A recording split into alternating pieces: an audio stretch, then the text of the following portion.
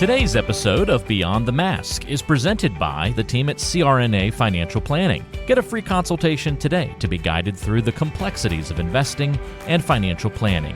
Just visit crnafinancialplanning.com. And don't forget, listening to our podcast can earn you Class B credits. For more information on how you can submit them, check out the CE Credit tab on our website, beyondthemaskpodcast.com. Welcome to Beyond the Mask, innovation and opportunities for CRNAs and advanced practice nurses, with certified financial planner Jeremy Stanley and CRNA Sharon Pierce. Jeremy Stanley has worked with CRNAs for more than 23 years, and Sharon Pierce is a former president of the AANA and the NCANA. Join us as we leave the operating room and learn the latest in the CRNA and advanced practice nurse industries. Beyond the Mask starts in 10, 9, 8, 7. Hello, Miss Sharon. How are you today? I'm good. How are you? I'm good. I'm back in the U.S. of A. and been gone for a few weeks. So I haven't seen you in a while, and trying to get my body acclimated to the time change. You know, we were 14 hours and 16 hours ahead in Australia and Fiji. So, at least I'm not going to bed at 3 and 5 in the morning anymore. So. Well, you look good with all your jet lag anyway. That's all that matters, doesn't it? You know, a little tan makes me look a little better anyway. So. A little tan makes us all look a little better. Well, I am so excited. I set up something for us to take today and didn't kind of let you know about it until the last minute, but you know how to roll with the punches, Jeremy. So this is very exciting. Yeah. And this is going to be right in your wheelhouse. Yeah, no, I'm looking forward to this one. And Sharon, why don't you just do a little brief introduction of our guest today? Well, I will give you some background. I knew this gentleman when he served in the North Carolina General Assembly, and then he went on, ran a statewide race, and became North Carolina's state treasurer. So he serves on the Council of State for North Carolina. And so I would like to introduce Dale Folwell. So Dale, why don't you tell us a little bit about yourself and introduce your topic that we're going to talk about today? Oh, thank you, Sharon. Thank you, Jeremy, for having me, and I'm honored to be with you and also with many of your podcasters who actually have the responsibility of saving lives in our country. As a person who was not patient zero in North Carolina, but close to it in March of 20 with a blood ox level of 82, while I was consuming 8 liters of oxygen, one of the early contractors of COVID, I know how important what these folks do on a daily basis is. So I just want to start my remarks by thanking you for having me and thanking them for what they do on a daily basis. Was asked the other day by the Chamber of Commerce to stop using the word cartel. Now, the reason I use the word cartel, Jeremy, is that back when I was growing up in Winston-Salem as a motorcycle mechanic and a garbage collector, I stuttered more then than I do now. And I was advised by my professor at Winston-Salem State that when I was struggling to find just the right word, to go to the Webster's Dictionary. Cartel is defined in your Webster's Dictionary, Sharon, as an association which is formed to restrict competition or raise prices. And what we are seeing in North Carolina is the cartelization of healthcare. And the reason I use that word is if you think about cartels in the general sense of that, the product that people normally associate with cartels, the first thing you got to talk about is supply. This cartel controls the supply of their product through something called a certificate of need. And it doesn't matter if you're from the East and you say the word character, or you're from the West and you say character, or I don't know how they say it in Australia, Jeremy, but it doesn't matter how you pronounce the word. If you take the first 3 letters of the sentence certificate of need, it's pronounced con. It is a con on the people of our state, and we're one of only 13 states that still has the certificate of needs laws. So the cartel controls the supply through the certificate of need. They control the quality of this product. They control the access to this product. They control the price of this product. And then if you don't pay for this product that you would rather not have consumed, then they will threaten to break your kneecaps and destroy your credit score if you don't pay. I glossed over the fourth item there about price, and Sharon has seen this. Jeremy may have seen this. As the largest purchaser of healthcare in this state, when I attempted to find out what we were paying for healthcare on behalf of those that teach, protect, and otherwise serve, this is what was returned to me by UNC Healthcare as the master price list. Oh my goodness. Wow. I hate my listeners can't see this. It is a huge book. Oh my Wow. goodness. It's a 158-page price list that's completely redacted. Oh, And- It looked like it was all black pages. I mean, Yes. that's crazy. So my point of saying all this to you is this. People sometimes ask me, Treasurer, you've been taking on this cartel for 5 years. What would satisfy you? It is so simple. And then we're going to get into the point of this podcast. Number one, in this stack of papers I showed you, and I'm getting ready to split your audience in two. In this stack of papers are two executive orders, one signed by President Trump, one signed by President Biden. President Trump's order was actually strengthened by President Biden. So this is something they agree on. So the first thing we're looking for, and I probably won't get invited back after saying this, is I want the hospital cartel to stop giving the middle finger to the presidents of the United States who have issued executive orders to get rid of secret contracts. Number two, and you can see the report by Julie Havlick on our website, we want the hospitals to start matching the level of charity care that they're supposed to be offering with not the hundreds of millions, but billions of dollars of tax benefit they get in North Carolina.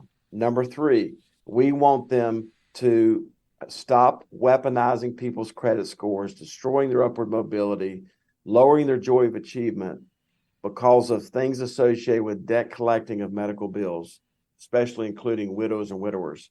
And number four, which we're getting ready to get into, is the other report that Julie's done about executive hospital compensation. This report, you're not going to be able to see this. Your podcasters aren't going to be able to see this, but let's just take Duke Health for a moment. What 18 hospital executives cost could employ 459 nurses.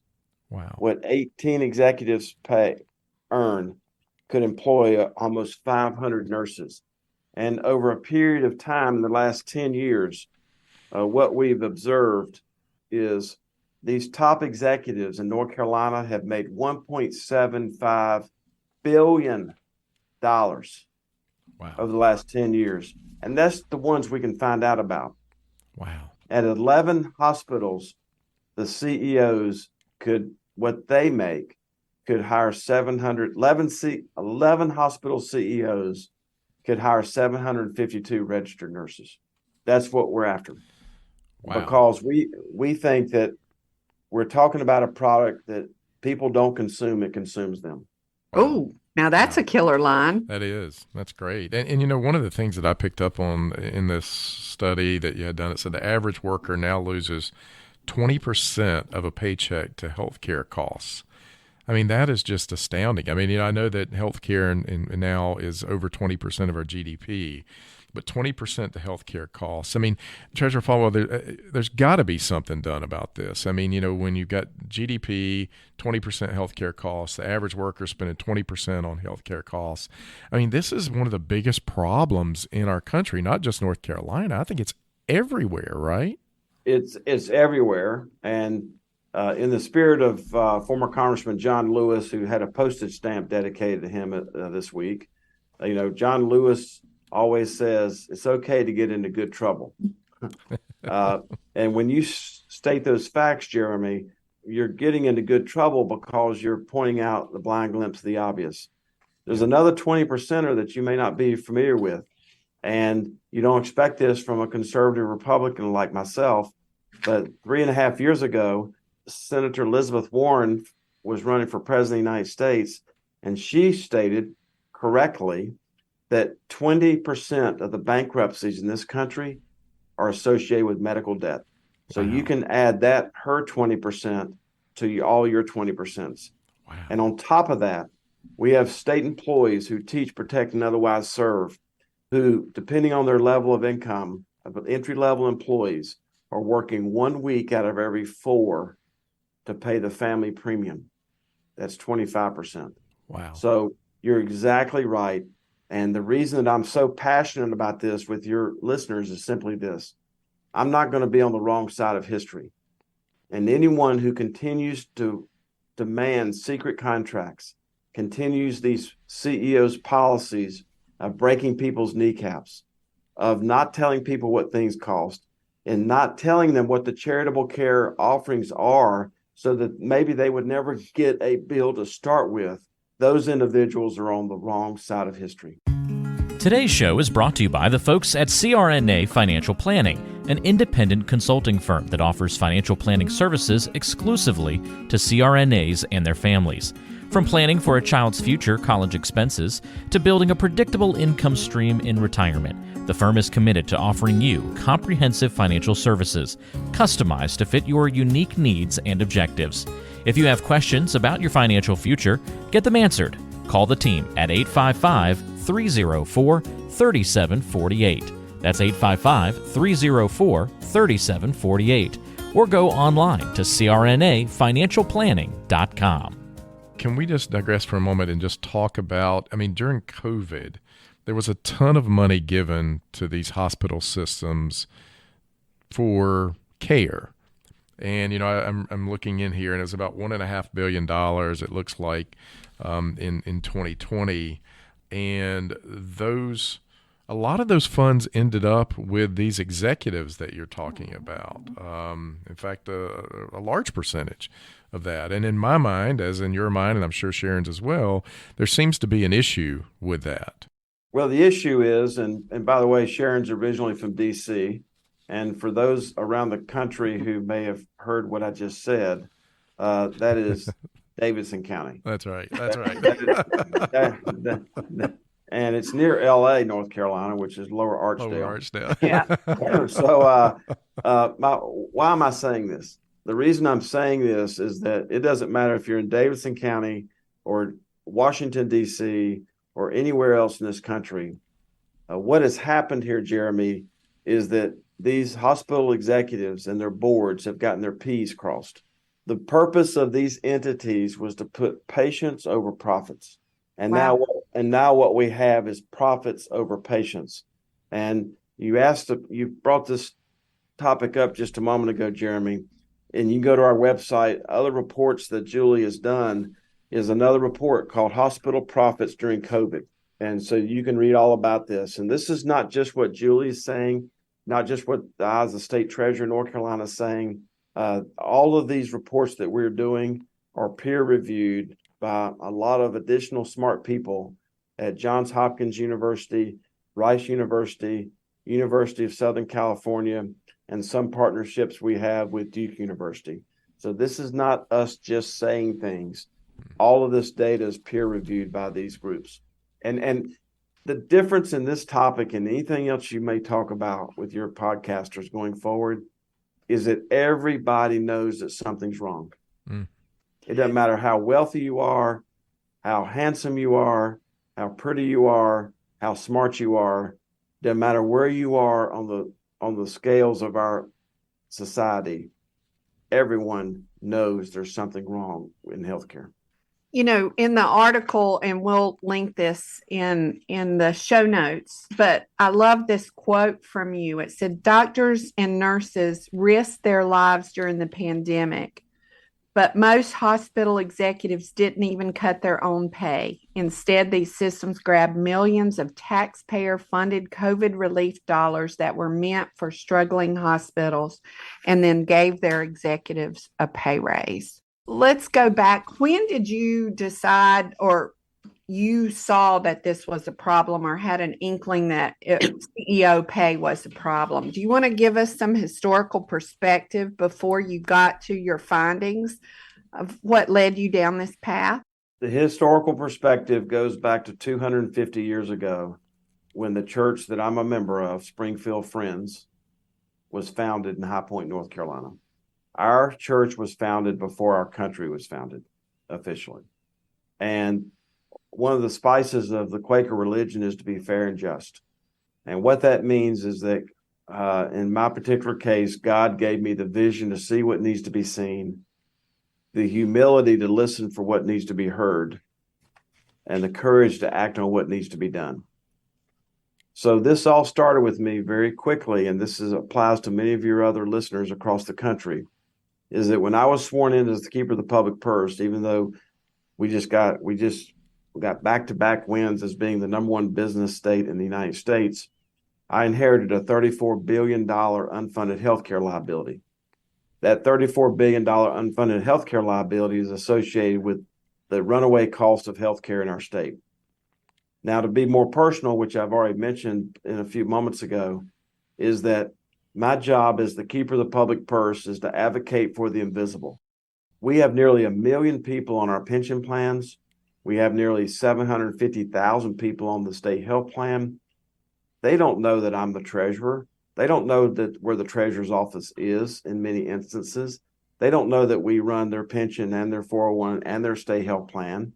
They don't know who I am, Sharon. Mm-hmm. But that's not what's important. What's important is I know who they are, not that they know who I am. And my point of saying this to you, when I started looking at the fact that we did not have enough young, healthy families on our state health plan to offset people my age, I'm 65 this year, that I realized that the barrier to them insuring their families was cost.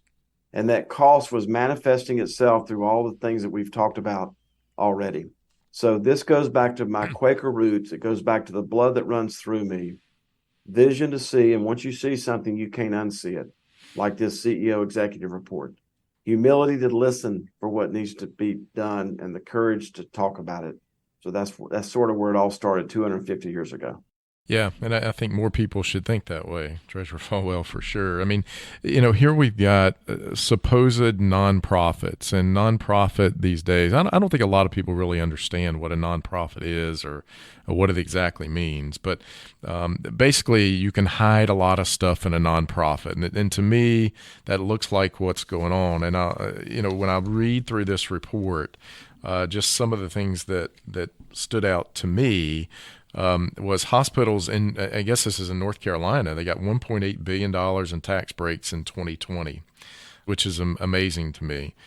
From 2010 to 2021, there was $1.75 billion paid to highly compensated executives.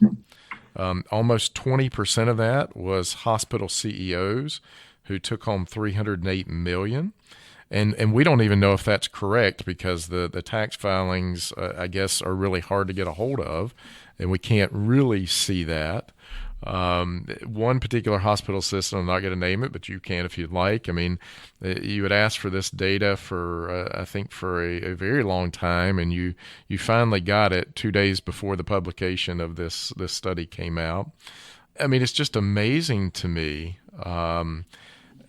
During COVID, during a time where everyone in this country was hurting, during a time when nurses and physicians were working themselves to the bone to take care of people who had COVID, such as yourself, to make sure people could live, that these statistics are very alarming to me.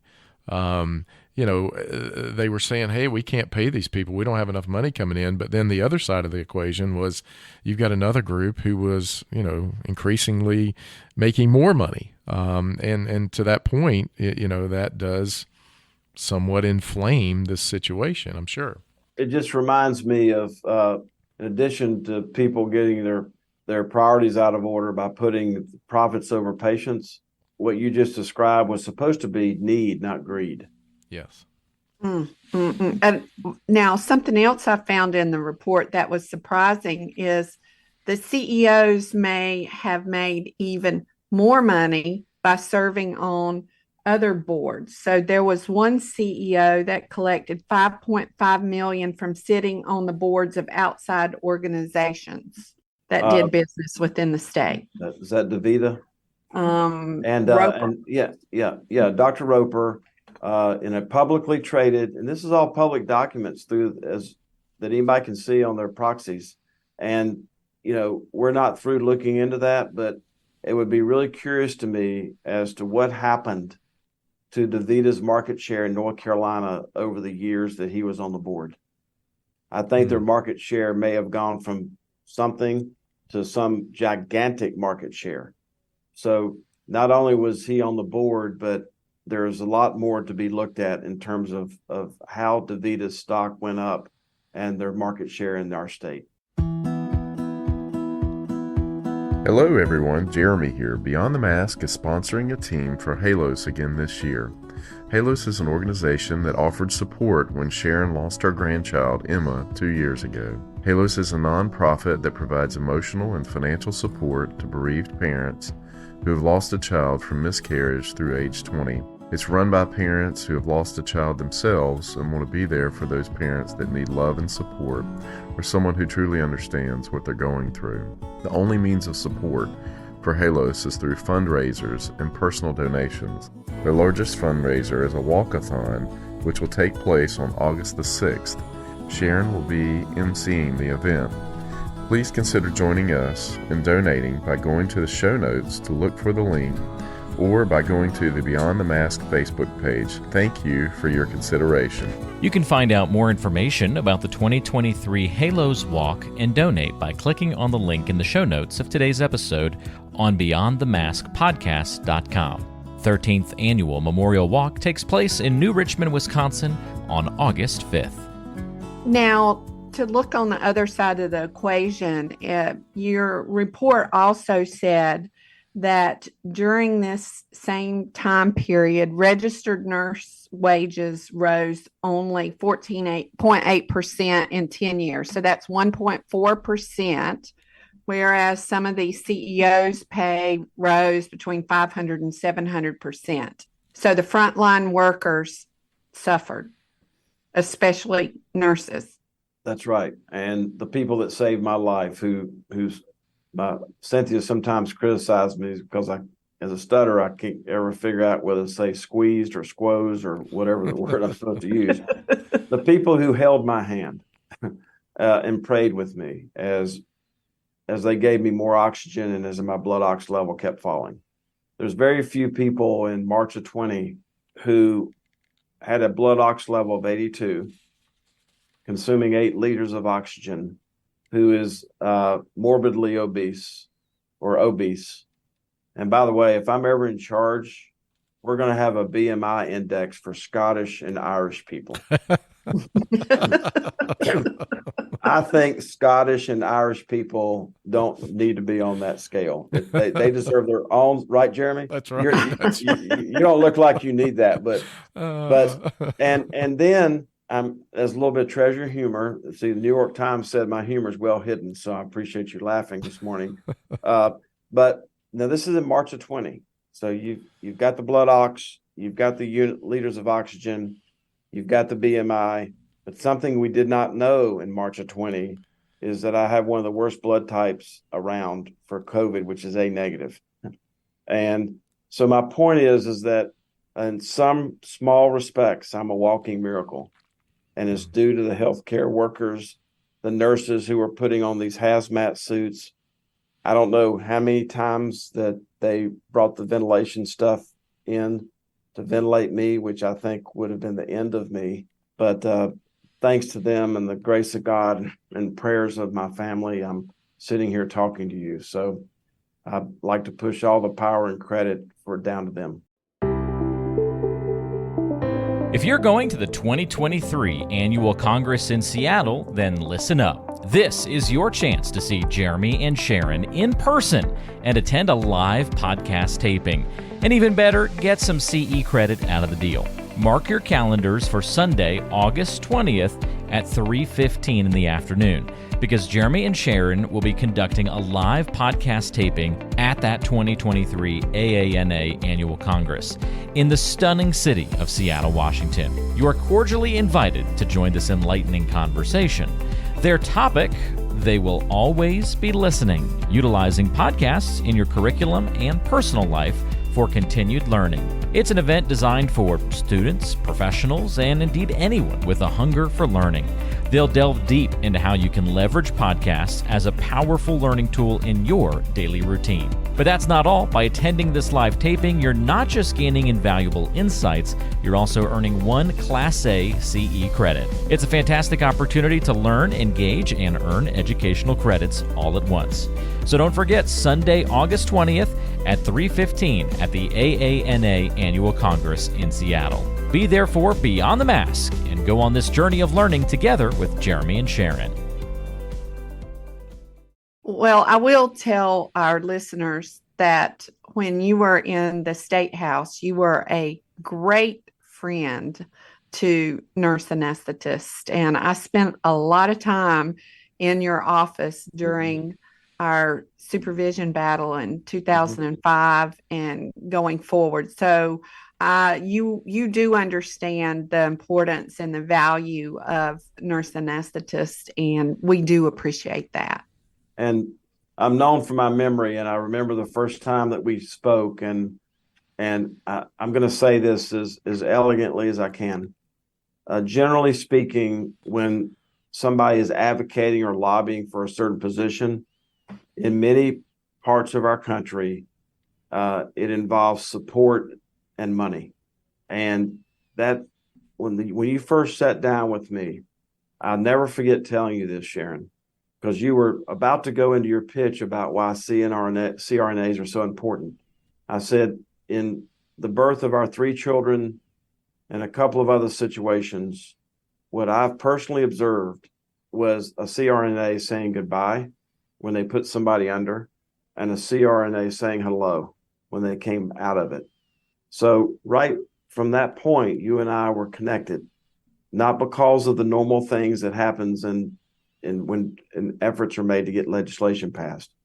It is because I knew the importance and have observed the importance of CRNAs in my life, Cynthia's life, and the birth of our children. And that's why I've been a strong supporter of yours since then. Yeah, and I think that's well noted. I always tell our CRNA clients and CRNA friends that, CRNAs don't get paid to put people to sleep.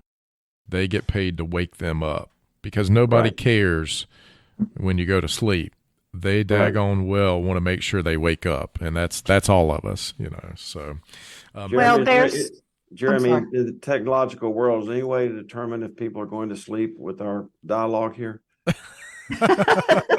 We'll see what the ratings look like when we say that. But I'm going to go back for just a second, because I know you're a CPA, and I also have an accounting firm and a tax background as well. But it's really hard to find, one, a CPA with a personality, which you have, and number 2, a CPA that can even get a joke out. I mean, you're an anomaly in yourself. I mean, 82 blood level, oxygen level. You can tell jokes, and you have a personality. I mean, this is great. You've got the whole world in your hands. So, I'm amphibious. Yeah, I remember that. I remember that too. Attention, Beyond the Mask listeners, we need your help.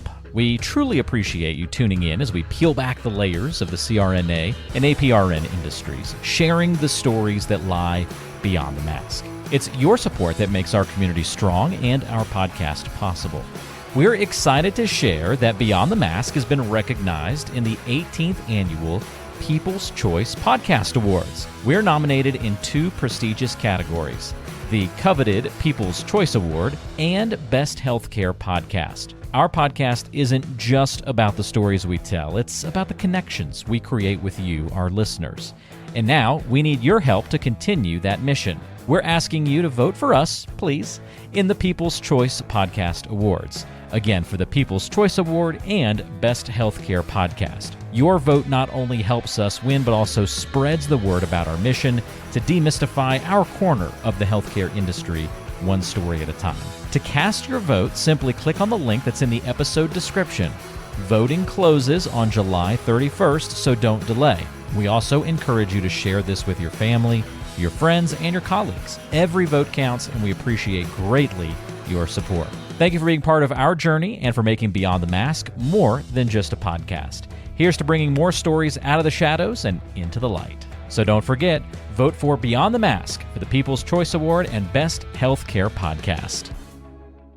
You know, there is definite literature that supports ratios in nursing, and the higher the ratios are, I don't know if I'm saying that backwards, the lower the ratios are. In other words, patient to nurse ratios, the less patients that a nurse is taking care of, the better the outcome is for the patients. But CEO pay is not correlated with better outcomes for any single patient. So the higher the pay is for the CEO doesn't mean that the patients are doing any better in your hospital. It all boils down to the nurses, the ratios, and their care of the patients. So nursing is getting squeezed, and I am co-chair of a national commission on nurse reimbursement, looking at how we can take nursing from the cost side of hospitals to the revenue side.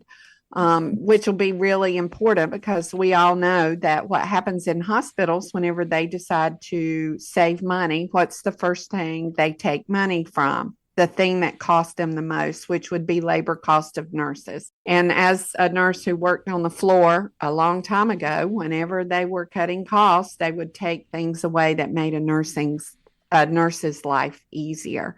So would you like to address any of that, Treasurer Folwell? Well, I'll be glad to. And this goes back to the fourth item of what would satisfy me, Sharon, and that is for these multimillionaire CEOs who run these multi-billion-dollar corporations who disguise themselves as nonprofits to have the courage to tell people what they make and produce their contract, because I think their contract would clearly show that they are incented to get their P's crossed, to put the profits over the patients, which is exactly what you just said. And, you know, if you're going to make $15 million a year, which one of our CEOs does, and I don't think that includes all his compensation, then have the courage to tell people, you know, why you deserve that. Yeah. And that's not happening. And you're exactly right. And we see this in law enforcement too. I mean, you think about the people that are closest to the health and well-being of our society: teachers, nurses, law enforcement officers. It seems like when the rubber hits the road, they're always trying to make those individuals' jobs more dangerous, less efficient. Yeah. Well, you know, it's interesting because, you know, being a Republican by background and conservative, you know, I think, you know, we do believe in capitalism and the things that go along with capitalism. But here you're talking about a use of more public funds and the good of the people in the community, and I think it's a little different take, and you know, it's interesting to kind of listen to this. But Treasurer Folwell, I know. Well, hey Jeremy, I'm going to correct you. I mean, I'm not going to correct you. Let me add to what you said. Okay. Novant is the Forsyth Memorial Hospital that was owned by the taxpayers of our community. Atrium, the Charlotte Mecklenburg Hospital Authority, owned by the taxpayers of those communities. Now, there's also another company in Charlotte called Duke Power. Duke Power pays a dividend to their stockholders. Mm-hmm. Atrium doesn't. So it even goes beyond. It goes back to the embryo of how these entities were even started. Yeah, yeah. And I'm sure that's the same all across this country. Absolutely right. It is. Absolutely it is. And you know, as we wrap up here, because I know that you've got other things to do besides being on our show, and we really appreciate you being here. But, you know, one of the things that you started with was number 4 and what you'd like to see. It's going to take some sort of legislative action. And what would that look like? And is there anything else that you would like to leave our listeners with as we kind of wrap up here? Well, this goes back pre-Jeremy and pre-Sharon. When you look at the positive changes that happened in the 60s, it wasn't the result of the lawmakers. The lawmakers were completely corrupted. It was the result of the music. It was the Walter Cronkite when he got back and throwing his glasses down on that table. It was Marvin Gaye. It was the music. It was the music that was being sung by the average people of this country that ended up changing the minds and the hearts of the lawmakers, which ended up changing the law. So we have got to continue singing this song, because until that happens, we will not get the legislative changes that we need. Wow. Yeah, I've never thought of it that way, and I think that's a great way to put it. Sharon, I think that's pretty much a wrap, unless Treasurer Folwell. I think so. Is there anything else you'd like to add before we close up here? Thank you for having me. I hope this has been interesting, and I appreciate all the work that Julie's done to make these reports jump up on the table. You can reach out to our office. You can go on our website. I hope you'll provide all these things, Jeremy and Sharon. So first report is North Carolina Hospitals Charity Care Case Report. Hope you'll link that one. North Carolina Hospitals Bill the Poor. Hope you'll link that one. Hospital profits during COVID. I hope you'll link that one. Hospital CEO compensation. And then she's working on other reports that you should stay tuned for. Yeah, that's great. And before we wrap this up, I think you've made another announcement recently about your next endeavor in the state of North Carolina. And what would that be, Treasurer Folwell? I can't talk about that too much on this podcast, because I believe, Sharon, that ethics is what you do when no one's watching. And I'm sitting in a government building on a government computer. So I can say it, though, you because I am not. Treasurer Folwell is running for governor of North Carolina. All right. The next big endeavor. That's great. So you've got another reason to keep going forward here. I do, but thanks to the nurses who allowed that to happen in the third week of March of 2020. Absolutely. And thank you for all the time support for CRNAs. We appreciate it. Well, thank you. Thank you for having me. And maybe if this goes over well, we can come back on and give some more facts and a little more humor, and give people a little more empowerment about some other topics, because, as I said, people are just, the world is coming at the people listening to this podcast. I'm just going to be philosophical for a moment. The world's coming at them so quickly, and not in the most positive ways. And sometimes podcasts like this can ground people in that, when they can actually listen to people who talk to them like adults, and what they hear makes common sense. And when they see that individuals are trying to attack problems and not people, that may just be the mental health shot that they need that day to make them feel like, hey, we're going to come out the other side of this. So thank you for having me. Yep. Yeah, exactly right. Well, Sharon, I think it's a wrap. I think so. Till next time. Thank you, guys. Thank you.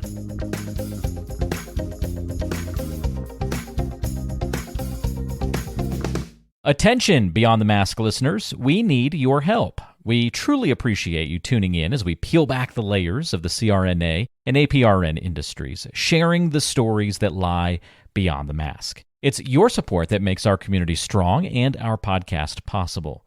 We're excited to share that Beyond the Mask has been recognized in the 18th Annual People's Choice Podcast Awards. We're nominated in 2 prestigious categories, the coveted People's Choice Award and Best Healthcare Podcast. Our podcast isn't just about the stories we tell, it's about the connections we create with you, our listeners.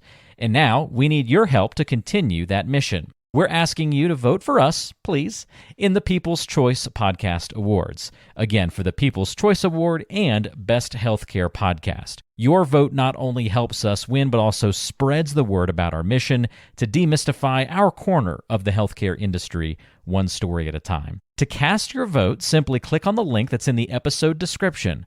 Voting closes on July 31st, so don't delay. We also encourage you to share this with your family, your friends, and your colleagues. Every vote counts, and we appreciate greatly your support. Thank you for being part of our journey and for making Beyond the Mask more than just a podcast. Here's to bringing more stories out of the shadows and into the light. So don't forget, vote for Beyond the Mask for the People's Choice Award and Best Healthcare Podcast.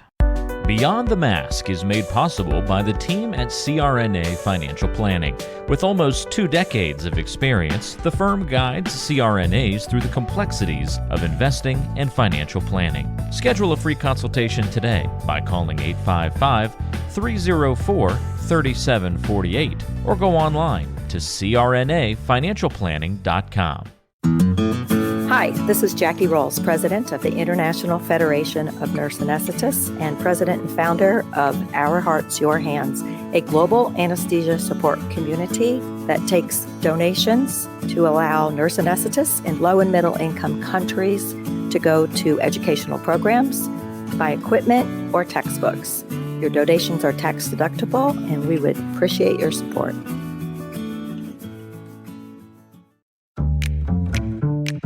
Be sure to subscribe to the show on Apple Podcasts, Google Podcasts, Spotify, Stitcher, and anywhere you like to listen to shows. Also be sure to check out BeyondTheMaskPodcast.com. Each episode is posted there with a corresponding blog post, and we timestamp important parts of the episode to help you quickly get to the content you're looking for. Also check out the special series section on the site. You can follow along and catch up on the CRNA History Series, episodes specifically about political conversations in the industry, or try the CRNA Personal Finance Series. It's all on BeyondTheMaskPodcast.com. And if you have a question for the show or want to be a guest, or even suggest a particular topic, fill out the contact form on the site or send an email directly to us at info@BeyondTheMaskPodcast.com. And lastly, let's take the conversation social. Check out our Beyond the Mask podcast Facebook page and Facebook group.